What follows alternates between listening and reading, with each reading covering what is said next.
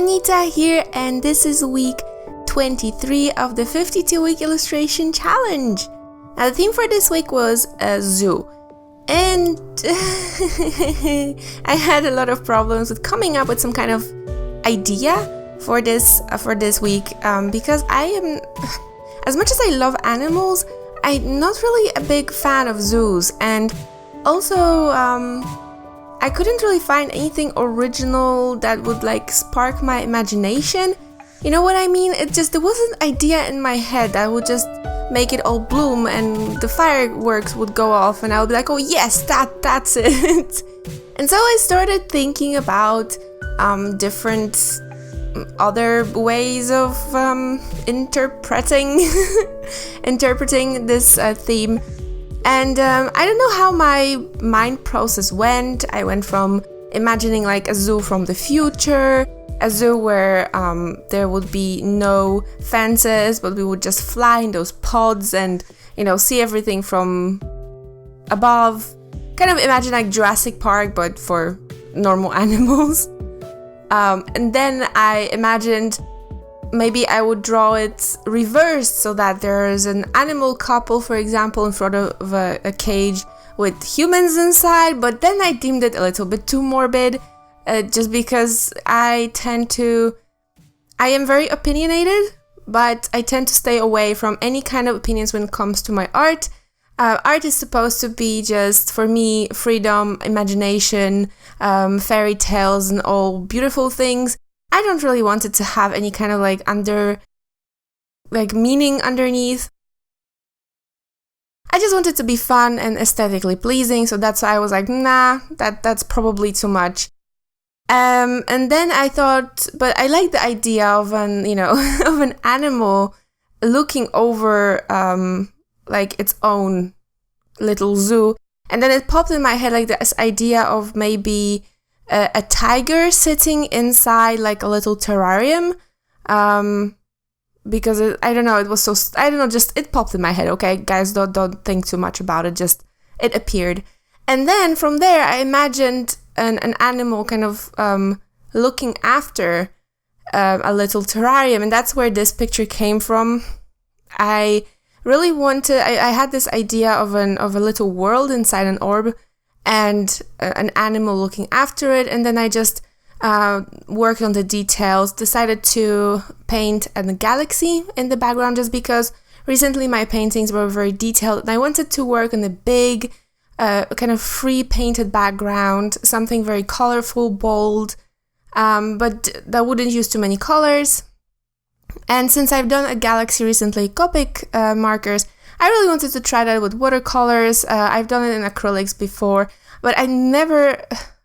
Yeah, because I was painting it in one of my paintings before, a galaxy, but I've never finished it. So I've never actually finished a proper galaxy in watercolor. And so when I say in watercolor, I never mean only in watercolor, because I am never able to get the intensity of color that I want with only watercolor. So I already knew that I would be covering it probably with colored pencils and with soft pastels. I was 100% sure since the very beginning, because that's how I work. But one thing here, as you can see, my paper is stretched, and I am experimenting with paper stretching recently because I have some problems with it. I'm following the guidelines from the internet, and for some reason my paper does not want to lay flat. It lays flat once it dries. It's perfectly nice, like it looks perfect. And then as you can see here, when I'm applying water to it, it just buckles. Especially the first layer, it just buckled so much. I didn't know. I was like, it just looked like why did I even go through all that trouble? I could just tape it to my board and it would be the exact same result. So I was a bit disappointed, but I'm not giving up. I'm just thinking about getting those staples finally, because that seemed to work the best for me. I really don't know, guys. If you have some ideas, because I don't do anything special. I have this is a 185 gram paper, so the thinner kind, and I just keep it in the water like 5 minutes per one side, so 10 minutes total. It's perfectly, and then I just, use thumbtacks to attach it to the board. I blot it a little bit. I use a roller, like a lino roller, to just kind of even out the bubbles, because sometimes I have some bubbles, so that helps. I've used it before, never had problems with it. I don't know. I don't know. At some point, I just, of course, when I finished painting some layers, it just naturally stays flat because I don't add that much water anymore, so I don't really care until the next time I paint. So here, as you can see, I'm using only 2 colors and I have them pre-mixed in my bowls as usual. They're just ones on the side because here you have 4 colors. They're just more concentrated versions of the colors I've used. And the colors I'm using are phthalo blue, I believe. And this color, it's like a phthalo turquoise. It's a color I've purchased a while ago, a few months ago. But I didn't like it because it wasn't transparent. It was very, very... there was a lot of added white to it, and it was very chalky, and I wasn't very happy with it. Back then, I still did not really pay attention to the markings on the paints that told you whether or not the colors were transparent or not. So that was totally my bad. But I just decided I wanted to give it a try and give it a go, or, try it, just use it because I bought it. It was expensive. And it's kind of a shame that it's just laying just closed somewhere and, dying lonely. So anyway, I thought this was a perfect opportunity because normally I wouldn't like that texture created by a very heavy paint with a heavy tooth, but in this case, since this is a galaxy, the colors will mix and they will create their own textures anyway, and that will even it out with the color pastel afterwards anyway. So I figured this was a perfect moment to use that color, and besides, I really wanted to use a teal, so it was just one of a kind opportunity. So it is a very beautiful color. I had a lot of fun painting with it, and as you can see, my colors are very saturated. I was adding a lot of pigment to the point when I was moving my finger over the paper, I was left with blue fingers. Yes, that was actually the thing, even before soft pastel, because obviously afterwards everything was covered in soft pastel, but that surprised me because I did not realize I used that much pigment. But I really wanted that really nice blue rich color because I wanted to build up that intensity for the stars to come afterwards. So at some point, I think after 3 or 4 layers of watercolor, I've decided to paint in the details, and this time the only details are in this orb over here, which is a little world, just like an island. There is nothing really special, it's an island. I have some mushrooms in there, which I love, some crystal mountains, which I love as well, and some bushes and trees and just a beach, and basically all the things I love now that I think about it. And so I really didn't want to use a lot of different colors. I wanted to limit myself to only blue and teal. But of course I couldn't do that for the trees, so I've added little bits of color to the teal. So I mixed teal with every single color I've used except yellow, but that's a that's a matching color, so that I didn't really worry about that one. But I've added the teal to the green, to the browns, just creating different shades of that teal so that everything nicely matched together, because I really didn't want to have another color that would contrast with everything I already had. So similarly, the crystals are very simple just because they're really tiny, and I wasn't really doing a lot of shading details, but I made the core of the crystals the same teal that's in the galaxy, and I really like that. I really like that teal. I'm not gonna lie, it's a beautiful color. I really hope that I can get over my weird texture OCD and use it more often, because it's definitely worth it. So as you can see, I'm wetting the whole surface of the crystal, and then I'm coming back and dropping a little bit of color in the middle so that it kind of expands towards the edges, but the edges are left mostly white. Now, that's not the best solution because I use the white gouache at the end to bring out the shape of the crystal. But it's not bad. It's not bad. This is a very tiny, look how small that picture is. So adding too much detail and too much shading wouldn't really show that nicely. And so, yeah, the best at the point, basically. I did the best I could at that point, and I'm very pleased with the result.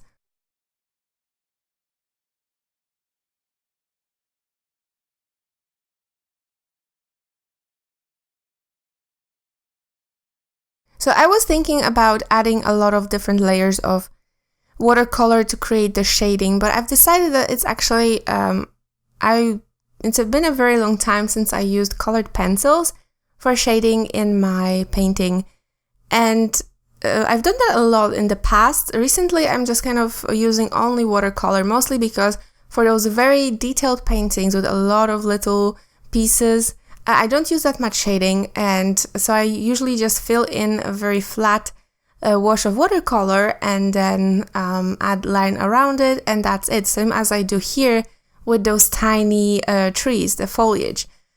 So they don't need the shading because they're just way too small for that. I don't feel the need for it. But when it comes to things like the mountains and this picture altogether, there is not that much going on in here, and it's been a while since I actually created a painting like that.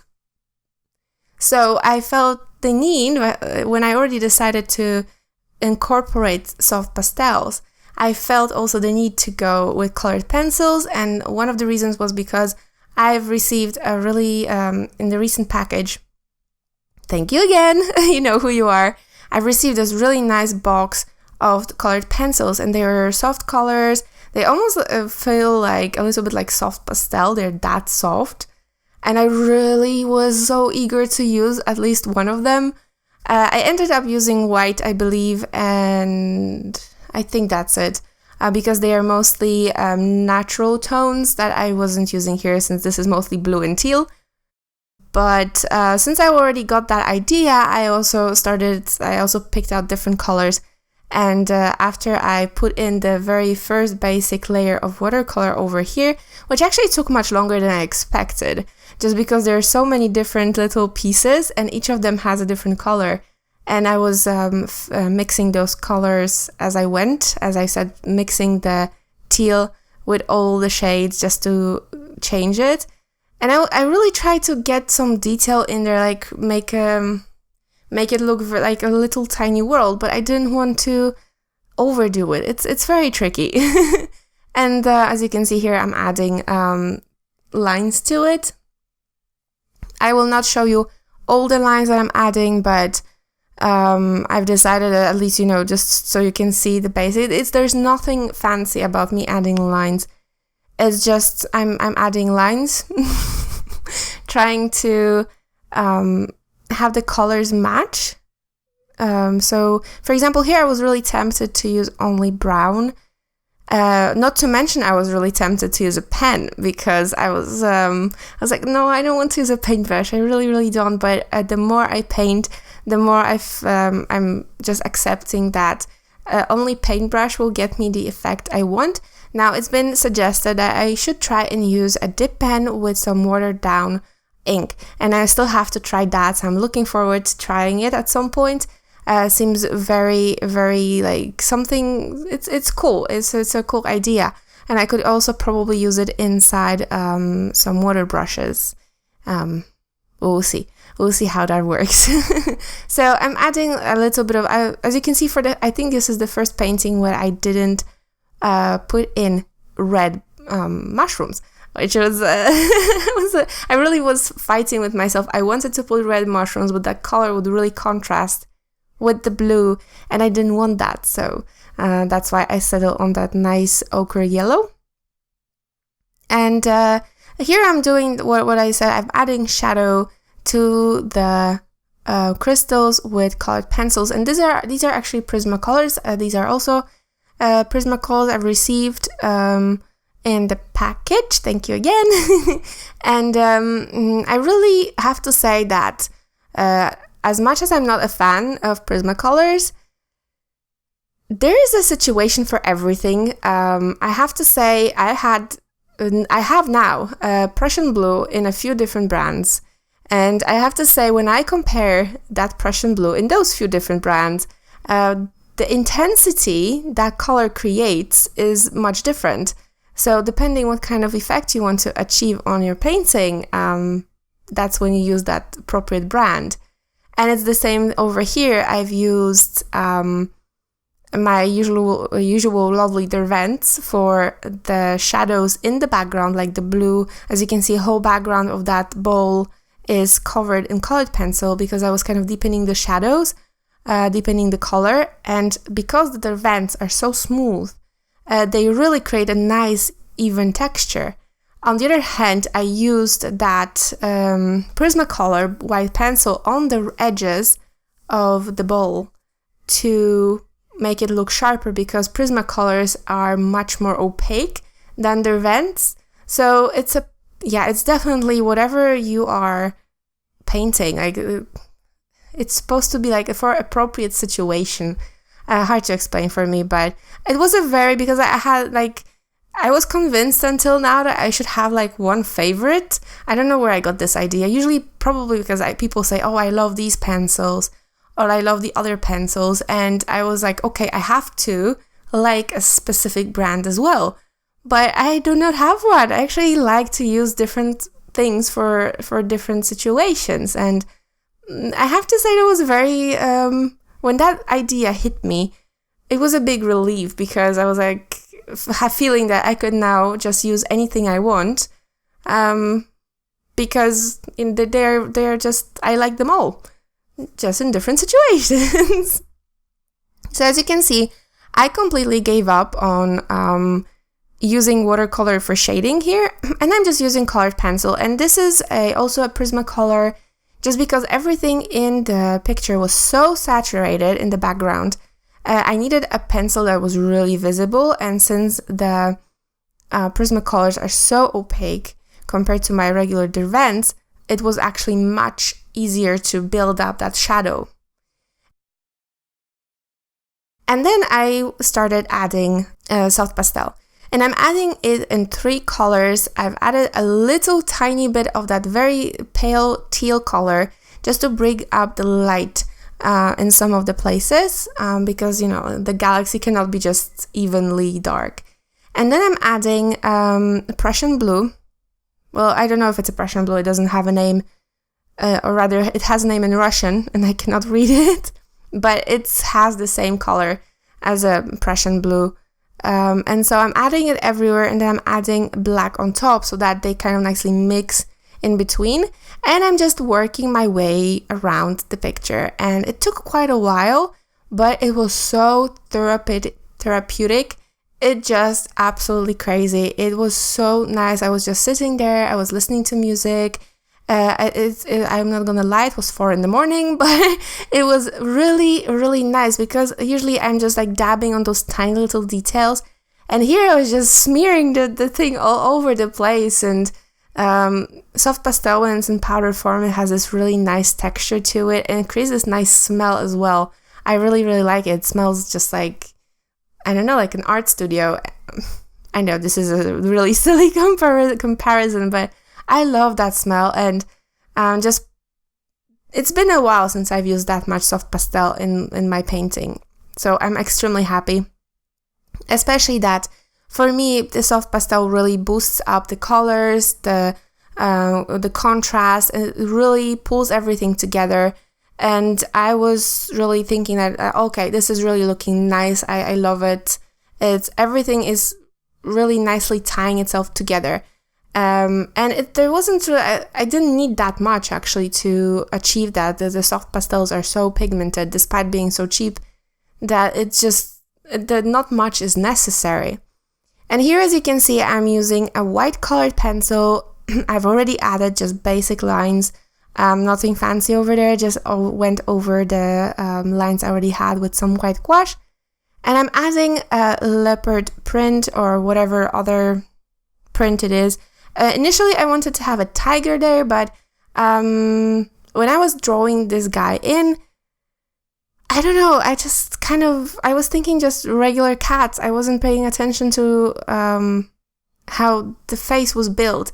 And when I was looking for references later on for a cat, for a tiger stripes, it just looked more like a smaller cat and not a tiger. And so I figured, you know what, I don't really mind whatever it is.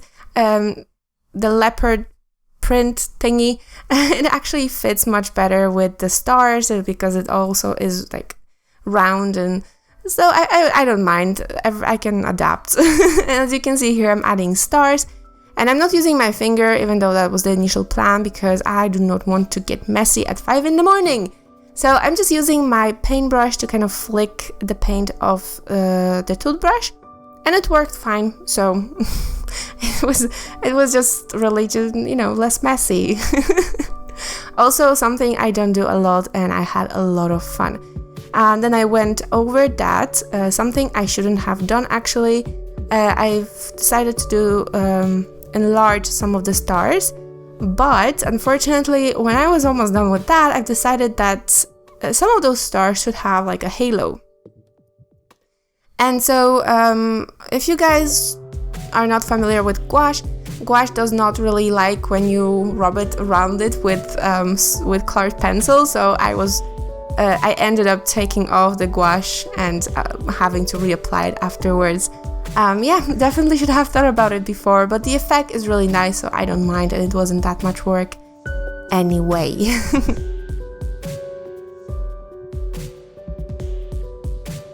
And that's pretty much it, guys. If you like this video, please leave it a thumbs up. And if you would like to support me, I have a Patreon page now. You can find the link in the description below. And you can also get a coloring page for this painting, so you can paint along with me. So I hope you've enjoyed it. I hope I've inspired you a little bit, and I will see you guys in the next video. Bye!